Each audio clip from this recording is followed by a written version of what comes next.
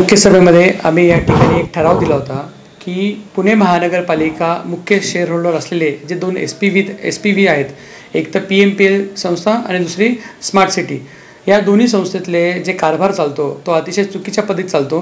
म्हणून याच्या संचालक बैठकांमध्ये जे निर्णय होतात आणि त्याचे वृत्तांत हे आम्हाला या ठिकाणी मुख्य सभेला अवलोकनासाठी माहितीसाठी फक्त त्या ठिकाणी दर महिन्याला द्यावेत असा आम्ही तो प्रस्ताव दिला होता। परंतु या सत्ताधारी पक्षाने त्या ठिकाणी तो प्रस्ताव बहुमताच्या जोरावर त्या ठिकाणी तो फेटाळून लावला। आमची भूमिका मांडण्याचं कारण एकच होतं की पुणे महानगरपालिकेने 2012 मध्ये त्या ठिकाणी CMP तयार केला, कॉम्प्रिहेन्सिव्ह मोबिलिटी प्लॅन तयार केला, सर्वसमावेशक विकास वाहतूक आराखडा। हे करत असताना त्यांनी वाहतुकीची सार्वजनिक वाहतूक कशी असली पाहिजे, त्या सक्षम करण्यासाठी काय उपाययोजना आहेत हे सगळे त्या ठिकाणी केले होते। तसेच महानगरपालिकेने 2016 मध्ये त्या ठिकाणी पादचारी धोरण म्हणजे पेडेस्ट्रियन पॉलिसी निर्माण केली। याच्या माध्यमातून ही फुटपाथ कसे असले पाहिजे, त्या ठिकाणी वाहतूक सुरळीत चालण्यासाठी पादचाऱ्यांसाठी काय काय उपाययोजना केल्यात हे त्या ठिकाणी केलं होतं। तसंच महानगरपालिकेने हे सगळे धोरण त्या ठिकाणी केले असताना बायसिकल शेअरिंगचं पण त्या ठिकाणी पुणे बायसिकल शेअरिंगच्या नावाने तो प्रस्ताव केला होता। 14 डिसेंबर 2017ला तोही मान्य केला होता। परंतु हे सगळं करत असताना आम्ही त्याच वेळेस सांगितलं की अतिशय चुकीच्या पद्धतीत गोष्टी होतात। जो त्या ठिकाणी बायसिकल शेअरिंगचा स्मार्ट सिटीच्या माध्यमातून तो प्रस्ताव केला होता, तर त्या बायसिकल शेअरिंगमध्ये जवळजवळ 4,75,000 सायकल हे 3 वर्षामध्ये रस्त्यावर उतरणार आणि पुणे शहर हे सायकलीचे शहर करणार असं त्यांनी प्रस्तावित केलं होतं। त्याच्याच अनुषंगाने एका वर्षामध्ये पहिल्या वर्षामध्ये 1 लाख सायकली तरी किमान रस्त्यावर आपण आणू असं आयुक्तांनी आणि प्रशासनाने दावा केला होता। परंतु या महिन्याच्या प्रश्न उत्तरामध्ये एका सभासदांना प्रशासनाने अशी माहिती दिली की केवळ 8,500 सायकली त्या ठिकाणी आहेत आणि त्यातली हे 4 कंपन्यांचे जे करार झाले त्याच्यापैकी 2 कंपन्यांचा प्रस्ताव दिला की आम्ही हे योजना बंद करतोय। मग ही योजना कशामुळे बंद झाली, कोणामुळे बंद झाली, कोणाच्या चुकीच्या गोष्टीमुळे बंद झाली याच्याबद्दल आम्हाला माहिती झाली पाहिजे। तसेच करार केल्यानंतर त्या अधिकाऱ्यांचं पण दायित्व आहे की केवळ 10% कमी सायकली रस्त्यावर येतात 1 वर्षात, मग तुम्ही त्या कंपनीवर काय कारवाई करणार हे आम्हाला कळलं पाहिजे। या ठिकाणी प्रशासन धूळफेक करते, प्रशासन सांगते की ह्या योजनेसाठी एकही पैसा महानगरपालिकेचा खर्च होणार नाही, पण वास्तविक पाहता त्या ठिकाणी 350 किलोमीटरचे सायकल ट्रॅक हे महानगरपालिका स्वखर्चाने बांधणार आहेत। त्यातले त्यांनी उत्तर देताना सांगितलं की ह्या वर्षी 26 किलोमीटर सायकल ट्रॅक तयार झालेत आणि 65 किलोमीटर सायकल ट्रॅक त्या ठिकाणी प्रगतीपथावर आहेत। मग याच्यासाठी जे कोट्यवधी रुपये खर्च झाले ते कोणामुळे खर्च झालेत, हे महानगरपालिकेचे खर्च आहेत, हे सामान्य पुणेकरांचे कररूपी पैसे खर्च झालेत। परंतु इतके पैसे खर्च होऊन जर योजना व्यवस्थित चालत नसेल आणि त्या ठिकाणी सामान्य नागरिकांना त्रास होत असेल तर याला जबाबदार कोण।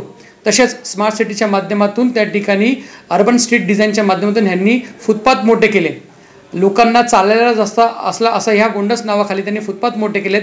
वाहतुकीसाठी एकीकडे मेट्रोसाठी रस्ता खोदलेला असताना जो रस्ता 20-20 फूट वाहतुकीसाठी उपलब्ध होता तो त्यांनी कमी करून तो 10 आणि 15 फूट फक्त त्या ठिकाणी उपलब्ध केला आहे। आणि याच्यामुळं आज शहरामध्ये अनेक रस्त्यांवर तुम्ही जावा, त्या ठिकाणी फर्ग्युसन कॉलेज रोड असेल किंवा तू जंगली मार्ग रोड असेल किंवा तुम्ही त्या ठिकाणी बानेर बालेवाडीचा रोड असेल, अनेक ठिकाणी संध्याकाळच्या वेळेस सकाळच्या वेळेस ज्यावेळेस विद्यार्थी कॉलेज जातात, नागरिक त्या ठिकाणी कामाला जातात, सगळीकडे रांगाच्या रांगा लाईन आहेत, ह्याला जबाबदार कोण।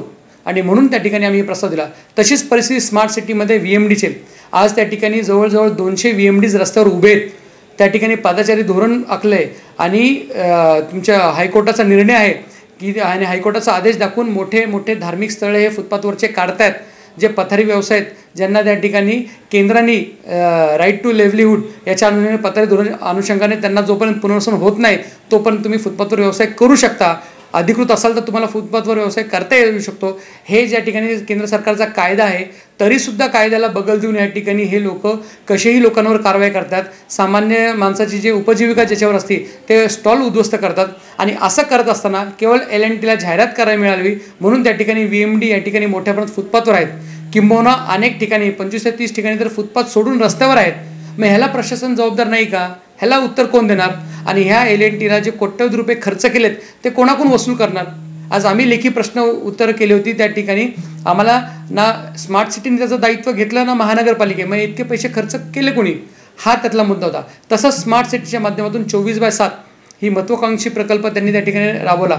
याच्यामध्ये गेल्या 2 वर्षापासून 24/7चं कुठलंही काम चालू नाही आहे, किंबहुना या ठिकाणी जे 82 ठिकाणी साठवण टाक्या करायचे आहेत त्यातले केवळ 60 ठिकाणी टाक्यांचं काम चालू आहे आणि तेही 30 ते 40% काम पूर्ण झाले। आणि परत ह्या 24/7साठी जे 200 कोटी रुपयाचं कर्जरोखे उभारलं त्या कर्जरोख्यासाठी गेल्या 1.5 वर्षापासून महानगरपालिका 25 ते 30 कोटी रुपये फक्त व्याज भरते, कुठलंही काम चालू नसताना। मग ही जनतेच्या पैशाची लूट नाही आहे का? म्हणून या ठिकाणी आम्ही या सगळ्या गोष्टी माहिती होण्यासाठी आम्ही हा प्रस्ताव दिला होता. तसेच दुसरी SPV PMPLचे केवळ बस खरेदीच्या माध्यमातून एकामेकावर चिखलफेक केली जाते. एक पक्ष म्हणणार की आमच्या काळात झाले, दुसरा पक्ष म्हणणार आम्ही केले. हे करत असताना आज त्या ठिकाणी केवळ बसेसचा त्या ठिकाणी भाव दाखवला जातो, परंतु इतर सगळ्या PMPLच्या गोष्टीकडे दुर्लक्ष केलं जातं. आज बस स्टॉपची हालत काय? बस स्टॉपवर नागरिकांना बसायला त्या ठिकाणी जागा व्यवस्थित नाहीत. बस स्टॉपवर कुठल्या प्रकारची माहिती उपलब्ध केली जात नाहीत. बसेसची अवस्था, एकही बसेसचं सेफ्टी ऑडिट झाले नाही आहे. गेल्या आम्ही 6-5 वर्षापासून ओरडतोय की बसेसचं सेफ्टी ऑडिट करा. नागरिकांना वाहतूक करण्यासाठी ते बसेस सुरक्षित नाही आहेत. लोकांचा जीव जातोय. अनेक लोक त्या ठिकाणी, एक चांगला इंजिनिअरिंगचा स्टुडंट त्या ठिकाणी अभिनव चौकामध्ये टिळक रोडला केवळ बसचा फाटलेला पत्रा बाजूला कापल्या गेला म्हणून, गळा चिरला म्हणून तो जागी मृत्यू झाला. तसेच त्या ठिकाणी CNG बसेस आहेत, त्यांच्या बंपरचा त्या ठिकाणी बंपर तुटला होता, परंतु ते त्या ठिकाणी पायपिंग सगळं ओपन असल्यामुळं ते धडकला आणि स्पार्क झाल्यामुळे ते CNG बसला आग लागली आणि तो माणूस जागेवर जळून मेला. अशी परिस्थिती रस्त्यावर असताना अनेक बसेस, म्हणजे जवळजवळ 22 ते 24 घटना या 1.5 वर्षामध्ये बसेस जळण्याच्या झालेल्या आहेत. एक बस जी विमाननगरला जळली ती RTOला पासिंगसाठी गेली होती, फिटनेस टेस्टचं सर्टिफिकेट घेऊन आली आणि तरी रस्त्यात पेट घेतला. म्हणजे इतक्या गंभीर गोष्टी या ठिकाणी होतात, लोकांच्या जीवाशी या ठिकाणी हे खेळतात आणि त्यांनी संचालकांनी घेणारे निर्णय हे आम्हाला कळू देखील नाही. म्हणून या ठिकाणी आम्ही हा प्रस्ताव दिला की दोन्ही ह्या SPVमध्ये, ह्या कंपनीजमध्ये जे निर्णय होतात, आज PMPLला दर महिन्याला कोट्यवधी रुपये महानगरपालिका संचालक तूट म्हणून देते. असं असताना संचालकाचे चुकीचे निर्णय आहेत, ज्यांचा परिणाम पुणे शहरातल्या सामान्य नागरिकांवर होतोय आणि ज्यांचा परिणाम पुणेकरातले करदाते नागरिक भुर्दंड म्हणून भोगतायत, तर ते परिणाम काय होतात, त्यांचे निर्णय काय ते आम्हाला कळावेत. संचालकामध्ये काय चर्चा होती का केवळ बस खरेदीमध्ये यांचा इंटरेस्ट आहे हेही कळावं. म्हणून या ठिकाणी आम्ही हा प्रस्ताव दिला होता की ह्या दोन्ही SPVचे जे बैठक होतात त्यातले संचालक मंडळाचे निर्णय आणि त्यांचे वृत्तांत हे मुख्य सभेला फक्त माहितीसाठी कळावेत. पण तरीसुद्धा या ठिकाणी भाजपचा खरा चेहरा आज लोकांसमोर त्या ठिकाणी आला की यांची कथनी आणि करणीमध्ये किती फरक आहेत. पारदर्शी कारभार, आम्ही भ्रष्टाचारमुक्त कारभार हे देऊ, परंतु प्रत्यक्षात केवळ ठेकेदाराला पोचण्याचं काम करतात. त्या ठिकाणी सुशासनच्या ऐवजी यांनी त्या ठिकाणी भ्रष्ट प्रशासन या ठिकाणी नागरिकांना दिले किंवा त्यांच्या माती मारले. हे या निर्णयास त्या ठिकाणी झालं. आज प्रशासन पण खुलासा करू शकले नाही.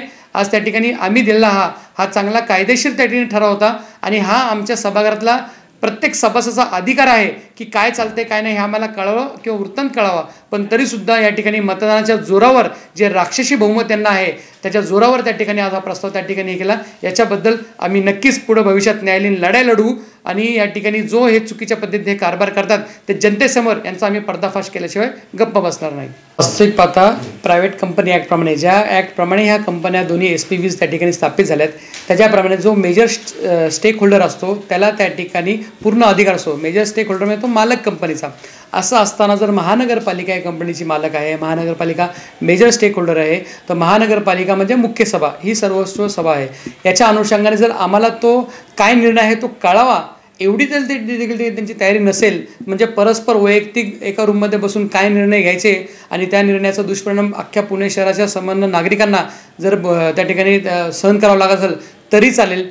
त्या निर्णयाच्या माध्यमातून कोट्यवधी रुपयाचं भुर्दंड सामान्य पुणेकरांवर बसत असेल तरी चालेल.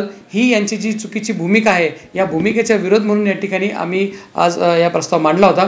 परंतु ह्या सत्ताधाऱ्यांनी या ठिकाणी कुठल्याही प्रकारचं सामान्य लोकांपर्यंत त्या ठिकाणी गोष्ट आली नाही पाहिजे. लोकांना आम्ही कशा पद्धतीत भ्रष्टाचार करतोय हे लोकांना कळू नये म्हणून या ठिकाणी या प्रस्तावाला त्यांनी विरोध केला किंवा त्यांनी बहुमताच्या जोरावर हा प्रस्ताव फेटाळला.